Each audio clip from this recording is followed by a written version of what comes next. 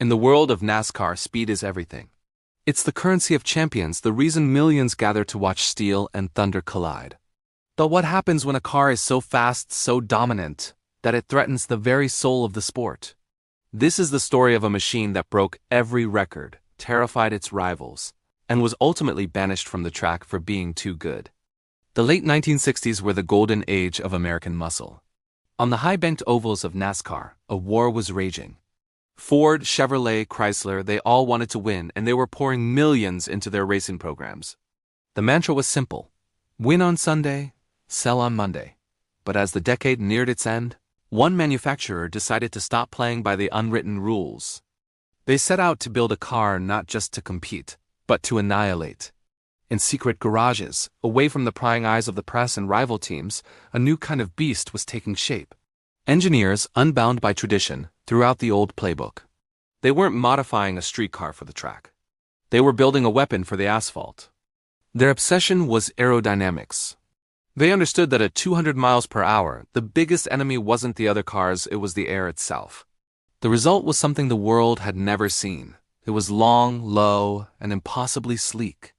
Its nose cone, shaped in a wind tunnel, was designed to slice through the air with ruthless efficiency. But the most defining feature was the colossal wing towering over the rear deck. It wasn't for show.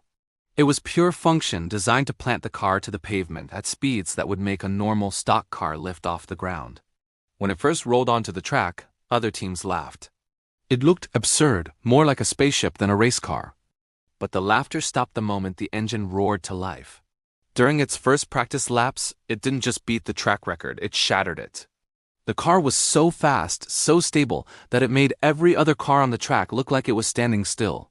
Drivers reported that when it passed them on the straights, the disturbed air felt like a physical blow.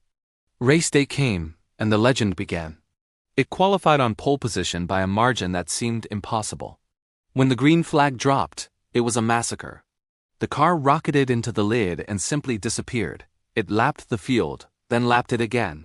Fans watched in a mixture of awe and disbelief. They were witnessing total, absolute domination. Race after race, the story was the same. The car was untouchable. It won at Daytona. It won at Talladega. It won everywhere it went. But behind the scenes, the mood was darkening. The engineers who built the car celebrated their genius, but the rest of the paddock was in a state of panic. Rival drivers were furious. They argued that it was impossible to compete, that the season was a foregone conclusion. But more than that, they were scared. The speeds were becoming terrifying. Tracks built in the 50s and 60s weren't designed for a car capable of pushing 200 miles per hour on every straight. The tire technology of the era was struggling to keep up, and a single failure could be catastrophic. The catch fences seemed flimsy, the walls unforgiving. Every lap felt like a dance with death. NASCAR officials were in a crisis. On one hand, this new car was a spectacle, drawing huge crowds and massive media attention. Fans loved a winner, and this car was the ultimate winner. But on the other hand, it was destroying the competition that was the lifeblood of the sport. Parity was gone. The element of chance, of strategy, of driver skill, it was all being overshadowed by pure engineering superiority. More importantly, they couldn't ignore the escalating danger. They were responsible for the safety of the drivers and the spectators. They watched the speedometers climb, their faces etched with worry. They knew they were one blown tire away from a disaster that could tarnish the sport forever. The breaking point was inevitable. The car wasn't just bending the rules. It was exploiting every loophole to its absolute limit. It was technically legal, but it violated the spirit of stock car racing. These weren't supposed to be purpose-built, aerodynamic prototypes. They were supposed to be based on cars you could buy in a showroom. The public couldn't buy anything that looked or performed like this winged warrior. NASCAR had to make a choice: embrace this new era of unlimited speed and technological warfare, or pull back and preserve the core of their sport. After heated meetings and intense debate, the decision was made. They couldn't ban the car outright, but they could regulate it into extinction. They announced new rules for the upcoming season, specifically targeting the features that made the car so dominant. Engine sizes for these aero cars were drastically reduced, effectively crippling them. The message was clear: your kind is no longer welcome here. And just like that, it was over. The teams parked their winged wonders for good. The car that was too fast, too advanced, and too dominant vanished from the high banks of NASCAR. It never raced again.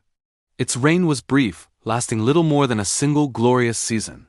But its legacy is eternal. It remains a monument to unchecked ambition, a testament to what happens when innovation outpaces the rules. It was the ultimate race car, a machine built with one purpose: to be unbeatable. And in the end, that's exactly why it had to be stopped. It stands as the fastest ghost in NASCAR history, the car that was banned for the crime of being too fast. Thanks for watching. If you love stories about legendary machines and the history of motorsport, be sure to subscribe and hit that notification bell so you don't miss our next video.